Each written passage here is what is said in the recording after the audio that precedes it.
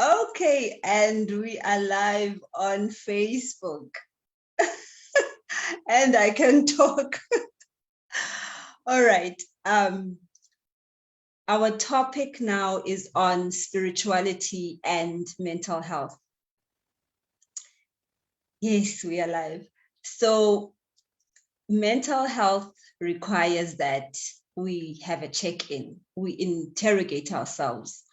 We get curious. What is happening in our minds, in our thoughts? Why do I think the way that I think? Why do I believe the things that I believe? And based on my thoughts, what emotions are coming up from my thoughts? What physical reactions do I get from my thoughts? And I am Akona Metu, and I'm speaking on spirituality and mental health. If you had asked me maybe 2 years ago how I'm feeling right now, I would have said, I am nervous and I don't like public speaking and I should stop. I'm not a good speaker. I have nothing valuable to say, and. Now, with all the work that I've put in and everything that I've done, I can pause and take a breather. You ask me, how are you doing? I am nervous. And I feel the nervousness in my stomach area. I feel a racing in my heart. So what do? I can breathe. I can pause. I can just observe what is going on. And what has that done? It means that I cancel out the mental chatter, that story, because it is unnecessary. Yes, it is necessary for my survival if I am in danger. But right now, for this moment, what happens when I breathe and I pause, when I am getting a physical reaction? I interrupt my brain synapses. With the interruption of my brain synapses, my mind then can relax and not go into protective mode. Then it doesn't need to tell me the stories about why it is that I shouldn't be doing what I'm doing, so that imposter syndrome can lessen a little bit. And that is the beauty of understanding our minds and getting curious about our thoughts. Earlier, as we were chatting, getting ready, because Zoom started earlier, Nomasondo mentioned that she was anxious already. So I asked her, Nomasondo, where do you feel the anxiety? She says, upper chest, left around the heart. I'm not going to delve in and dissect and diagnose you and tell you what is going on. But when you listen in for tomorrow's presentation, you must listen. Our warrior Nomvula is going to be talking about the heart and everything that occurs and the energies that are stored in the heart. So observation is enough. Getting curious, being present in our bodies, that is enough. That is the work. And that is the medicine for our mental health, actually. We come from centuries, our ancestors come from centuries of threats, of keeping, of wars, of battles, of going into survival modes. So it has become important that our minds developed, and our minds are our warriors. Our minds are our biggest protectors. And if you do not inform your mind, then it will protect you even from threats that are not existent, threats that are not real. How often have you reached a conclusion and made a summation about something or a situation or about someone that was not necessarily the truth? And then, unless you interrogated it, that's when you would get the information that, oh, okay, so what I had, the story I made in my mind versus the true reality of something is not the actual case. So that is our mental health, being curious, being open, asking ourselves questions. These stories do not come from nothing. They come from our built-in senses of survival. And like I said, they also come from our ancestral miasma and the wounds that they encountered that inform us now. And we need to know and understand our bodies. We need to understand the brain, how it works, and how it links to the mind, and how our minds then link to the body, how our minds also inform our emotions. So all of this is, and we need to look at ourselves in a holistic manner and see how everything ties in as a unit. When there is misalignment in one area, it means that the breakdown will go into all of the other areas. So misalignment in my mental health, it informs me that there's also misalignment in my spirituality as well.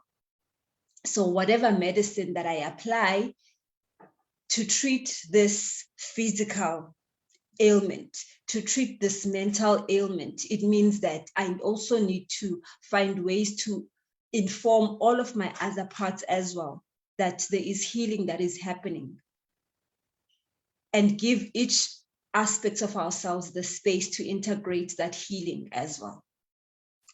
So trauma, wounds, dis-ease, all of the juices around mental health.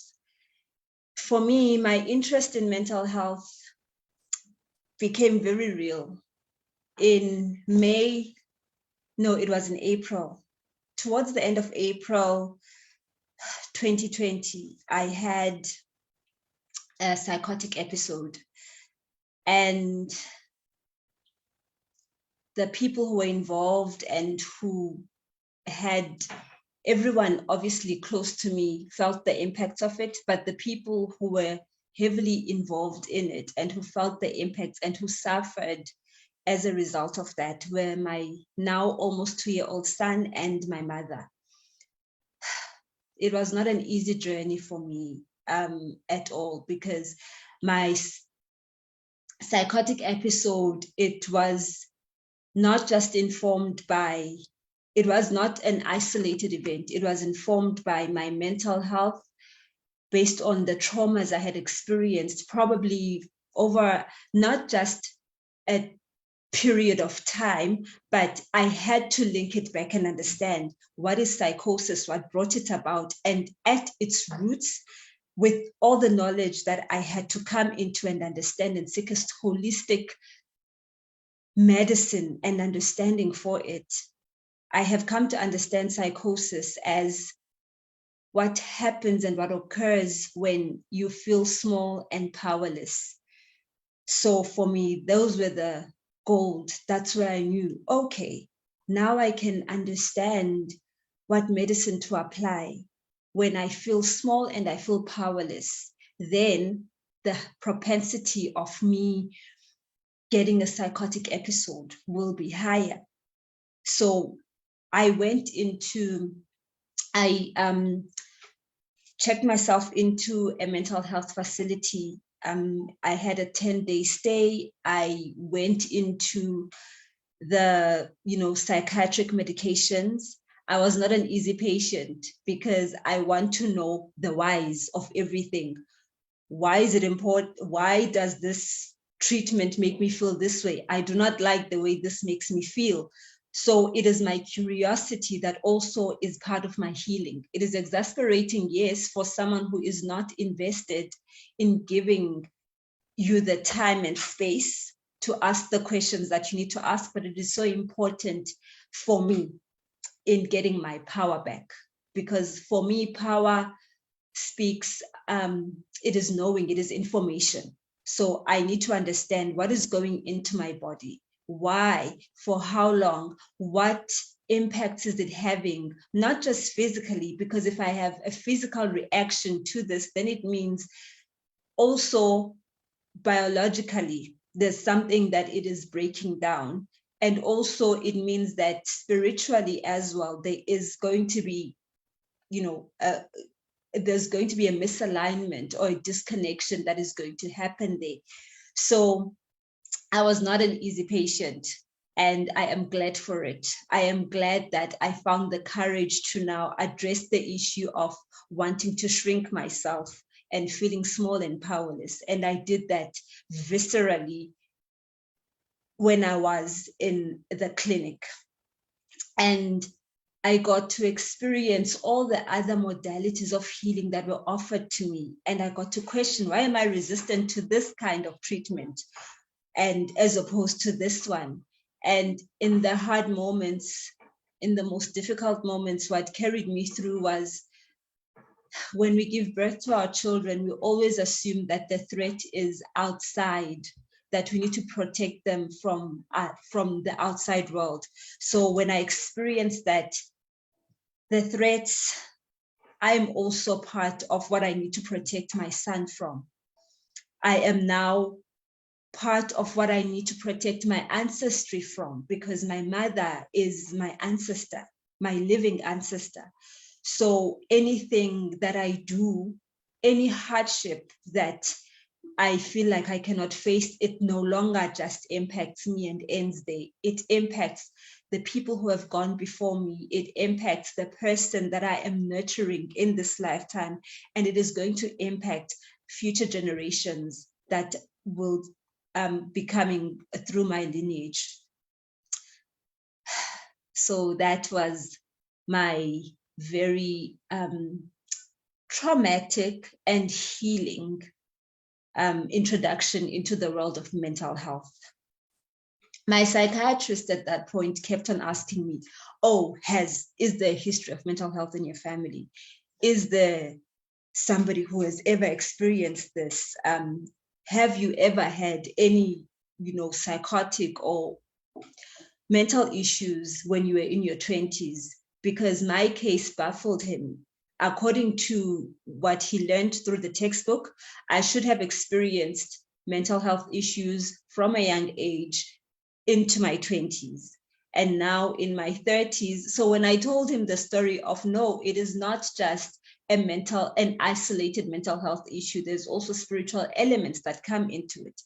I was taking plant medicines, yes, and as much as they're not showing as toxic in my bloodstream, the spiritual journey of me, there was a misalignment in me that began way before, that probably began, as Lady Portia said, from my mother's womb, from the traumas of my grandmother. So that conversation that you have with a clinical psychiatrist who is only interested in the medication that you bring, I think I made for a very interesting patient for him. So our mental health, our relationship actually with health in general, even physical health, is only when there is a breakdown. We don't know what is it. We don't ask ourselves, what does optimal mental health feel and look like for me as a person? And then how do I detect what misalignment is in myself? So outside of dis-ease, and until we know breakdown, until we know dis-ease, that is when we get interested in what's going on and we ask ourselves this question. And that is also a survival tactic. I mean, we get busy with life. We want to do things, we want to achieve things, we want to be happy in a way that sometimes you don't even, understand what is happy for me. And it is easy to adopt spirituality from the structures that we were raised in. It is easy to sort of rebel sometimes when we rebel against the spiritual structures that we were brought up in. It is easy to rebel without closer interrogation. And with our woundings and traumas that we experience that we inherit from our ancestry, our relationship to spirit is also very linked to our woundings and our traumas. I mean, how often do you see people who have problems and then they just have a belief that if I pray hard enough? So we might judge people who go to, prophets such as the TB Joshuas of the world and give all their money away because they want this external savior. That is our culture of denialism, and it affects us in different degrees, in different ways. Some people, it affects them in their relationship with God. So for me, it was understanding what is psychosis. Psychosis is feeling small and feeling powerless. So other mental ailments, depression. What is depression? Depression is repressed anger. It is it is a conditioning of constantly feeling like your anger is not validated. What is anxiety? Anxiety is not feeling safe. So all of these things that we accumulate in our lifetimes that are informed by our environments, they impact how we relate to God as well. So my relationship with God, with my ancestors, prior to this psychotic episode, which was also my savior, was one way it was based on codependent habits where you do this for me, you take care of all these things that are overwhelming that I feel powerless in handling, and I will do the things that come easy for me. So I will do the emotional healing, but please take care of, the financial reality, because I feel overwhelmed by that. I feel powerless in being present and healing and conscious in that. So God, ancestors, let's do this. Yes, I'm here for ancestral healing, but I do this and you do this for me. So this exchange of goods and services is how we often relate to spirit, is how we come from a place of wounding. We get into relationships even from our spaces of woundings. There's a physiotherapist who actually talks about how the partner that you get is the partner who has the exact same level of trauma that you have as well.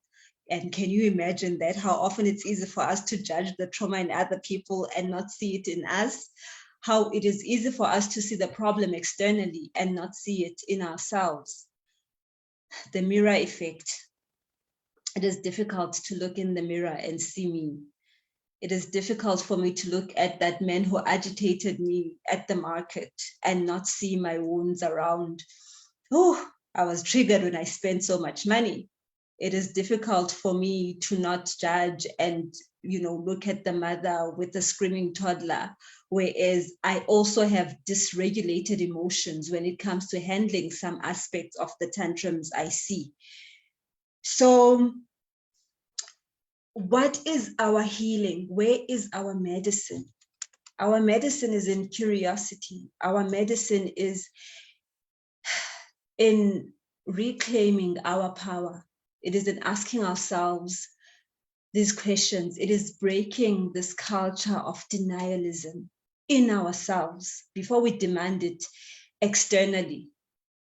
Do we have difficult conversations with ourselves? And how do we make it safe? Someone is talking about safety. Yes. How do we make it safe for us internally to go into all of these deep and dark rooms that we are so scared? So my relationship with spirit now, some days is, okay, there's something going on and I know I have to go inside, but I don't feel safe. So I need the tools and the resources. And sometimes, and that's how I will end the prayer, I will say, true living God, assist me with this. My luminous Christed ancestors, I need help. I don't feel safe in navigating this thing. I feel very triggered. And it will take less than, I don't know, well, it depends how open I am to spirit, but the answer will come in a few, like in sometimes in less than a few minutes when I'm scrolling mindlessly sometimes and I encounter something that gives me the tool to ground myself. Sometimes I don't feel safe in meditating. Sometimes I do not feel safe in journaling. Sometimes it just takes me breathing into my body. Sometimes I just need to dance it out. Those are the answers, the simplicity in saying, okay, sometimes it's a cold shower that I can take, and then I feel like, oh, okay, actually that thing is not as daunting anymore. So how can I make myself feel safe in myself for my healing? How can I notice when I go to a doctor, and the doctor is telling me that, okay, so your son has a cough and this is the medicine. Instead of me giving away all of that power, can I get curious and say, okay, is there an alternative to this treatment? What are the side effects? Do I have the time and space to know that, okay, this medicine is going to treat the acute ailment? However, what are the options that are there? What is the one that is going to work for him? So do I feel safe in challenging an expert in something that I feel like I need more knowledge in? Can I empower myself with knowledge? That is our relationship with ourselves. That is the safety we build with ourselves. Can I just notice sometimes that I'm not feeling safe, and this feeling, it sits in my heart and then it rushes to my head. And when it rushes to my head, that's when I start creating the stories. So can I give my mind the space to also be medicine, so that my mind is not doing a playback of old stories? Because that's what it is. Our minds, they play back based on previous encounters that we've had. So can I still myself a little bit and say, this is where I feel this. Oh yes, Namasondo, cold showers, they do the job. So can I still myself and just notice what is going on? Can I be present? And sometimes when I'm scrolling mindlessly on social media, can I notice that, okay, in this moment, I am dissociating from myself. There's something that I'm running away from. And can I just take a few minutes to still myself and breathe? Just 5 minutes to just say, okay, what is it that I'm trying to run away from? What is it that I'm preventing from coming in? What is it that I'm not allowing spirit to communicate to me? So healing this culture of denialism, it starts with ourselves. It starts with understanding ourselves. It starts with having conversations with ourselves. And then it changes how we interact with God. It changes the authority that we have when we come to our ancestors and we say, my problem is not just my problem. I have this problem because someone before me has had this. So I need the guidance towards our medicine. My healing comes from healing myself without taking on the big healing of healing the world. Because once I heal myself, then I can feel confident and safe and actually be more effective in opening up to healing other people as well. So can I sit with other people's discomfort as a healer, as opposed to assuming that I need to come with answers myself? Can I open the space up and say, this is my method of healing, yes, but what medicine speaks to you? So how can we translate this to your healing, your bloodline as well, to healing you? We like to fix. We have an obsession with fixing things and taking the short route to fixing things. And the healer who bears my physical medicine, the most powerful thing she reminded me was, Akona, you are the medicine. And that tears are very good, Lesedi. Tears are very good. Let them be cathartic. Let them out. So the healer who bears the physical medicine said, you are the medicine.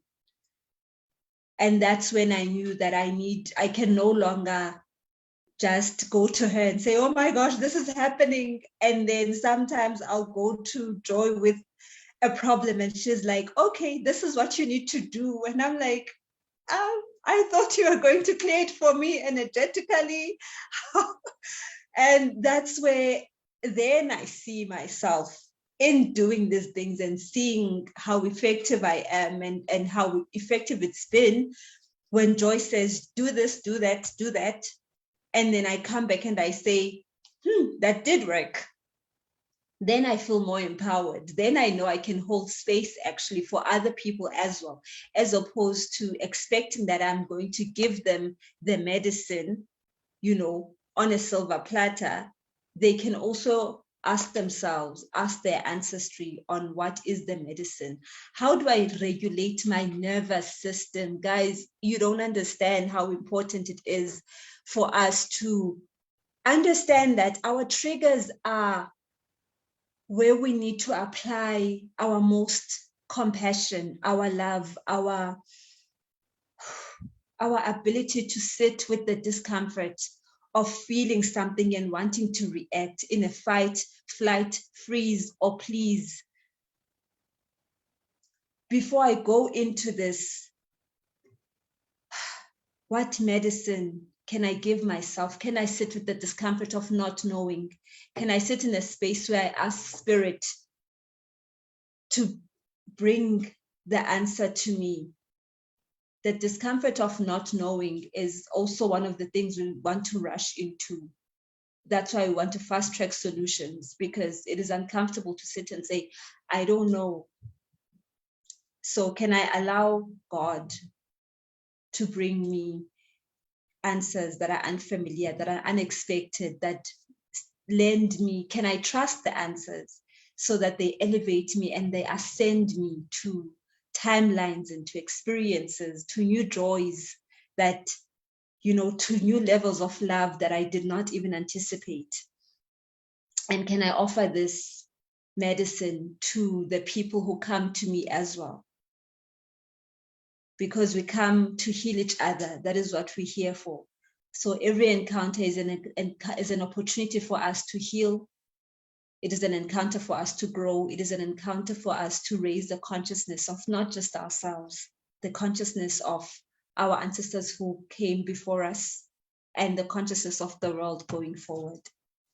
So can I let myself be safe in the space of not knowing? Can I breathe into the discomforts and be present? And can I mentally allow my mind as well to relax and be clear and bring in and open to these answers that are coming in from the world of spirit, so that the medicine is applied not just physically, not just mentally, but it permeates into each plane of our being. It heals our emotions as well. It heals our traumas. So that is the medicine of curiosity and openness and surrender. Thank you, Abo. The medicine of surrender, surrendering to spirit, surrendering to, also embodying our power, the power and the courage to be soft and powerful, and understand, what is the language of my power? What is the language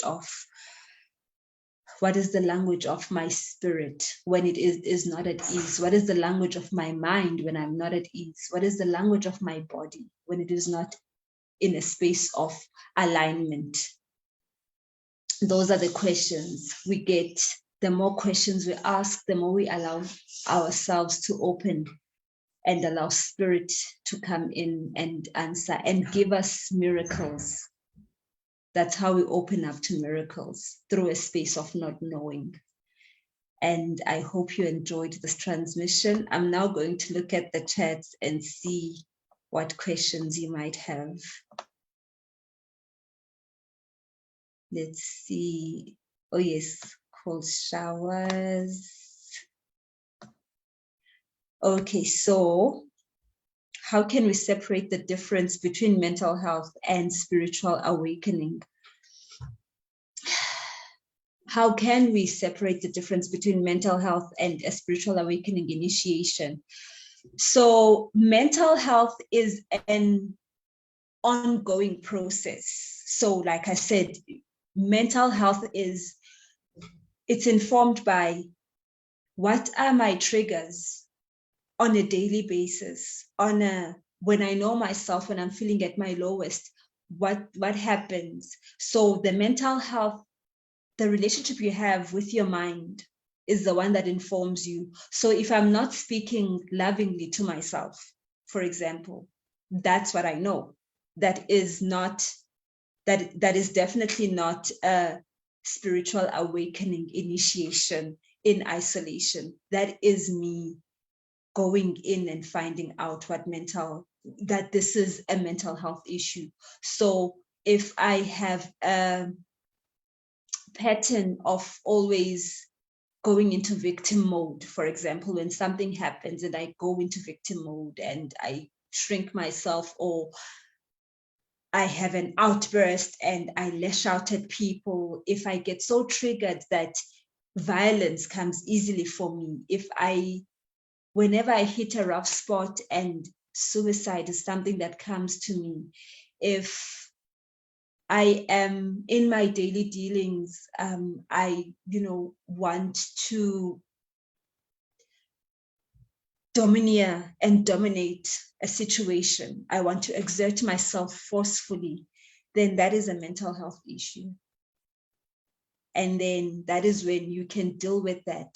And then that is how you can differentiate it from your spiritual awakening and your initiation. Sometimes the spiritual initiation, it is going to come in as a challenge to your mental health. So this is why I'm saying, for me, it is so important that we do not just look at spirituality in isolation. We also give medicine, Western medicine, its place. We also give in all the interventions their place. So for me, I did go into a mental health institution and I got the psychiatric help that I needed, and I used the treatment, using it with awareness that this is what this is doing for me. So for how long? And because I understood that this is also a spiritual journey, so it was very important for me to communicate with my psychiatrist that I do not feel comfortable taking antipsychotic medications, because I know that for so long, for longer than a year, for example. So we are always in constant conversation. So even now that I'm out of treatment, I also need to always make my appointment so that we have a check-in to say, okay, this is where I'm at without treatment, and this is how I'm doing, and this is how I'm coping with the challenges. So our medicine is not isolated to the spiritual journey as well. And neither is spirituality, healing is holistic. So the physical medication that I do, it's going to affect my emotions, my mental health, and spirituality, like I said. So we need to deal with everything and understand what is everything's role in this bigger picture. So I hope that answered your question, Joy. Let's see what other questions are there.